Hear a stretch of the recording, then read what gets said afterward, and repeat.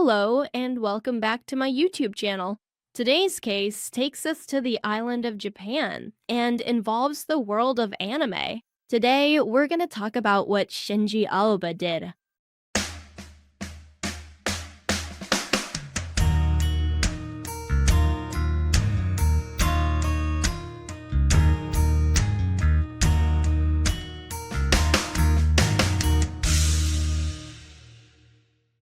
As you already know, Japan is dedicated, among other things, to producing anime and manga. The popularity of both has made them a part of the country's culture. Fans fly in from all over the world to visit not only the entertainment spots full of technology that Tokyo offers, but also the themed stores of their favorite anime, like the largest Pokemon store in existence, the Pokemon Mega Center. Anime has been a part of many of our childhoods and even our adult lives, and in recent years, it has achieved international success beyond anything we could have imagined. It is precisely one of the animation studios that has brought the most joy that is the setting for the events we're going to see today. On July 18, 2019, the Kyoto Animation office building was severely affected by a fire that resulted in many victims. Although at first it was thought to be accidental, authorities soon realized that wasn't the case. Someone had started the fire on purpose. But why? Among the injured was a man who had started to burn alive and was helped by the neighbors in the area. He was quickly recognized as the person responsible for this attack. The man was Shinji Aoba. Shinji Aoba was born on May 16, 1976, in Yoso, a city in Ibaraki Prefecture, just 50 kilometers from Tokyo, the capital of Japan. Shinji grew up in a humble family made up of his parents, who, by the way, had a 17-year age difference.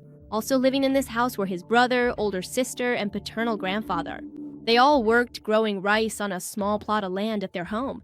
His grandfather was known because, in addition to growing rice, he worked transporting goods in a cart pulled by a donkey, which the locals had nicknamed the White Cart. Even though some sources say it was actually a horse and not a donkey, what mattered was his attitude toward the animal that helped him. Even though he ended his days tired, he never rode on its back. In order to provide his family with everything they needed, the man had 2 jobs and was known for his constant hard work. However, the man ended up taking his own life after falling ill and being unable to afford treatment. That was not the only loss Shinji experienced in his life. After finishing high school in the late 90s and following in the footsteps of his brother, who had already moved out on his own, Shinji moved by himself to the city of Kasakabe, where he started working at a supermarket.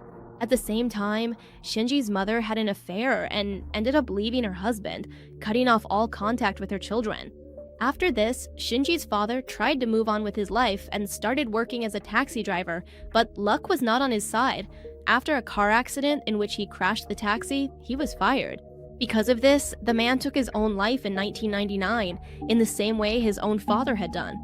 The truth is, he was seen as a neglectful father. Many times he would wander around aimlessly, wouldn't pay the rent, and was fired from jobs. But in addition to losing his grandfather and his father, Shinji had also lost his older sister, who, like the other members of his family, took her own life under suspicious circumstances. The little that is known about the night she took her own life is that Shinji's sister had gone to a temple to pray, insisting that she had a spirit inside her body. The young woman could barely walk or stand, but she managed to leave the temple and later hanged herself just around the corner, inside a school kiosk, which was later demolished. For a while, he lived alone in an old apartment and started practicing judo. During that time, he became a bit more muscular and started telling everyone he met that he hoped to become a millionaire in the future. His brother said that he liked the anime Gundam and that he usually didn't talk about their mother, but above all, he seemed like a pretty normal person. Shinji Aoba spent the following years living alone and constantly moving from place to place. The only thing we know before his crime is that in 2012, he was arrested for robbing a convenience store in the city of Bando, Ibaraki Prefecture, with a knife. Although at the time, he lied about the robbery and said he had only taken a novel from the store. For this crime, he spent 3.5 years in prison and was released in 2016, 3 years before his biggest offense. This detail is important because it clearly affected his life and his relationships. Now he was no longer seen as just an ordinary man. Shinji was a criminal, and on top of that, he had a violent temper that could flare up at completely unexpected moments, making it hard for him to maintain relationships. With that said, and under this context, let's move on to the day of the events. On July 18th, 2019, in the city of Uji, located in Kyoto Prefecture, Japan, a fire broke out that claimed the lives of 36 people. The fire occurred inside one of the buildings of Kyoto Animation, one of the most important companies in the anime industry. Kyoto Animation was founded in 1981 and is responsible for several popular manga and anime series such as K-On! Free, Haruhi Suzumiya, Violet Evergarden, and the spin-offs of the famous series Full Metal Alchemist. At 10:30 in the morning, Shinji Aoba broke into the building where administrative tasks and business meetings were being held. The man blocked the emergency exits and doused the walls, the furniture, and several employees with fuel while shouting, "Die." After that, he smashed a lighter against the floor, which started the fire. Shinji Aoba fled the crime scene while he himself was burning alive, and firefighters quickly arrived at the site, taking 5 hours to put out the flames. Shinji was chased by a Kyoto Animation employee and several police officers and was arrested when he collapsed a couple of blocks away. First, he was found by a neighbor who thought he was just another victim and helped put out the flames on his body with a hose. Shinji had to be taken to the emergency hospital because he had severe burns all over his body, and the police had to wait for him to recover before they could question him. While he was being treated at the hospital, they say he was very polite to the medical staff and addressed everyone with honorifics. He even started crying once he was able to speak again. According to his doctor, Aoba regained consciousness in his hospital room in mid-August, about a month after the incident. He had a special pad, similar to a bandage, wrapped around his face and body. Aoba, who underwent a tracheotomy for treatment, was fitted with a voice tube in mid-September, and that's when he was able to speak again. The reason he started crying after his recovery was actually because of this, because he was finally able to speak again when he thought he never would. He was very grateful to the medical staff since no one had ever treated him so kindly before. At no point did Shinji express any kind of remorse for what he had done. Instead, he seemed to feel sorry for himself for having gotten hurt in this whole ordeal. Aoba was a man of few words. He would answer yes or no to the doctors' and nurses' questions, but he never cursed. Sometime later, the Kyoto District Prosecutor's Office announced that the detention for evaluation, which had been carried out to investigate Shinji's capacity to be held criminally responsible, had ended. And once that happened, he was arrested again. He later confessed, when he finally could, that he had set the fire because Kyoto Animation was plagiarizing his novel. The company itself acknowledged that Shinji Aoba had participated in several of the contests where fans could submit their own novels to be published, but it still could not be proven whether Shinji's ideas had truly been plagiarized or stolen. And of course, this was important to him since, as someone who was isolated, someone who couldn't maintain social relationships very well, he decided to throw himself into his hobbies. As I explained before, he liked Gundam, but also many other manga and anime works. Because of that, he decided to dedicate himself to creating his own works. Of course, like anyone else, he would need some help with publishing. And in these cases, there's nothing better than the opportunities offered by contests held by companies like Kyoto Animation, because if you're one of the winners, your work might get adapted. This is the dream of many artists, and the story Shinji was telling was that they had taken advantage of this contest to plagiarize him. After the flames were put out, it was determined that at the time of the attack, there were 73 people inside, of whom 36 died and 34 were injured. Of those who died, 28 succumbed to carbon monoxide poisoning, while 6 died from burns, and another 3 passed away in the hospital. The firefighters found 2 bodies on the first floor, 11 on the second, and another 20 on the stairs that went from the 3rd floor to the top of the building, which had collapsed while the employees were trying to escape. Another key point to highlight is that the vast majority of the victims were women, since Kyoto Animation is known for being one of the companies that hires the most women in the animation sector, something quite uncommon in the anime industry. In addition to the bodies, 5 knives that Shinji Aoba was carrying were found inside the building, which is why he was arrested on charges of premeditated murder. It was thanks to this evidence that the police determined the fire had not been caused by pyromania or any psychiatric imbalance, but rather that Shinji had truly planned everything with the intent to kill multiple people. Neighbors in the area claimed to have seen him lurking around the place in the days leading up to the fire, which also contributed to the police investigation. In his statement, Shinji said that he actually hadn't planned to kill 36 people, and that before losing consciousness, he thought there were only 2, as if that somehow made it better. In fact, several people were saved almost by chance, since outside in the parking lot, there happened to be people who heard the cries for help and saw some people trying to climb out of the burning building. The office workers Ruji Takahashi, 39 years old, and Takeshi Ogawa, 58, who had a parking lot near the studio, noticed the fire shortly after it broke out. When Takahashi went to the scene, he saw an employee clinging to the exterior wall on the 3rd floor and heard a cry for help coming from the women's bathroom on the 1st floor.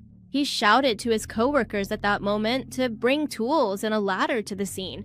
Masakazu Tanaka, 35 years old, an employee of another company who was installing a sign near the studio, also saw the smoke and went to see what was happening. He noticed a shadow in the bathroom and saw 3 female employees through the window. The 3 had taken refuge in the bathroom, but there was a grate on the window, and using a crowbar that Ruji Takahashi had brought, they broke the grate so the women could escape. The men immediately moved to help another employee who had climbed out the 3rd floor window but had gotten stuck on a ledge on the exterior wall where he could rest his feet. Due to the limited space, the spot where they could hang the ladder was a bit far away, but with some effort and by helping themselves down using the rain gutter that ran along the side of the building, the employees managed to get out of danger. It was a great stroke of luck that there were people nearby who worked putting up signs, since this meant they had the tools and skills needed for this particular situation. The neighbors also worked together to rescue the employees who were on the 2nd floor. An elderly man, about 80 years old, noticed that there was a balcony on the 2nd floor, even though the windows were closed, so he ran to his house to get a garden ladder. Almost at the same time, he managed to hang the ladder, the 2nd floor window opened, and an employee appeared, surrounded by thick black smoke. The employee noticed the ladder and began to climb down. Meanwhile, this neighbor kept desperately holding the ladder so that not only he, but also other people could get down. He also encouraged others to jump from the building. In this way, he managed to save many people. Half a year later, they tried to find this neighbor to give him an award for his bravery, but he refused and said, "I received the gratitude in my family. If they were saved, that's enough." The impact of this catastrophe, in which 36 people died, is harsh. The attack was classified as an act of terrorism against Japanese culture, as well as the largest massacre to occur in Japan since World War II, and the deadliest fire in the country, surpassing the Miyagi 56 building fire of 2001. The Kyoto Animation building was completely destroyed, even though it had all the up-to-date fire safety regulations. After news of the tragedy broke, Kyoto Animation fans began massively purchasing downloadable files from the website, since it was a direct way to contribute money that didn't require any employees to be working. Animate stores, known throughout Japan for selling manga and video games, also received donations at their locations to help the animation studio. But the biggest contribution came from Sentai Filmworks, a US company dedicated to dubbing and distributing manga and anime in the West. Sentai Filmworks launched a fundraising campaign on GoFundMe with a goal of $750,000, but they managed to raise over $1 million in less than 24 hours. On a global level, Canadian Prime Minister Justin Trudeau, Taiwan's President Tsai Ing-wen, and the embassies of China, France, and the Philippines expressed their condolences after the attack, and several important figures in the industry, such as voice actors, animators, and Japanese filmmakers, publicly condemned the incident. Kyoto Animation President Hideaki Hata stated that the remains of the building will be demolished to turn it into a park and a memorial to the tragedy. After Shinji's crime, Japan implemented a new law requiring people to present identification before purchasing gasoline by the liter and to specify what it will be used for. The Kyoto District Court, presided over by Judge Keisuke Masuda, announced that the trial against Shinji on charges of premeditated murder would be held on September 5, 2023. It is estimated that the trial will end on December 13th, and the sentence will not be handed down until January 25th, 2024. In other words, we still have a little less than a year to reach that point. The victims' families will take part in the trial by giving statements under the victim participation system, and among other things, it will be determined whether plagiarism actually occurred with one of the criminal's novels. However, the main objective of the trial is to debate whether Shinji Aoba is criminally responsible or not. Due to his family history of depression, there's a strong chance that he will be diagnosed with some kind of mental disorder that could spare him from serving the sentence he would otherwise face. However, it's also important to consider that in Japan, the suicide rate is very high, and it's a fairly common concern among citizens, so perhaps his family's lives may not be a relevant factor when judging him. If he is declared competent and without psychiatric complications, in other words, if it is determined that he acted deliberately and consciously, Aoba could face the death penalty. But, well, we'll see about that in a few months. In September, we'll find out which way the sentence will go, but it won't be until next year that we'll really know what will happen to Aoba. So tell me, did you know about this case? Did you know anything about him? Did you have any idea? Leave your opinions and recommendations in the comments. I'm reading them. So that's where we'll wrap up the video. Here are the Patreons and channel members. Thank you for supporting me through those platforms, and with nothing more to say, here's a new video and here's a recommended video. You can subscribe by clicking on my face, and I'll see you in another video. Bye.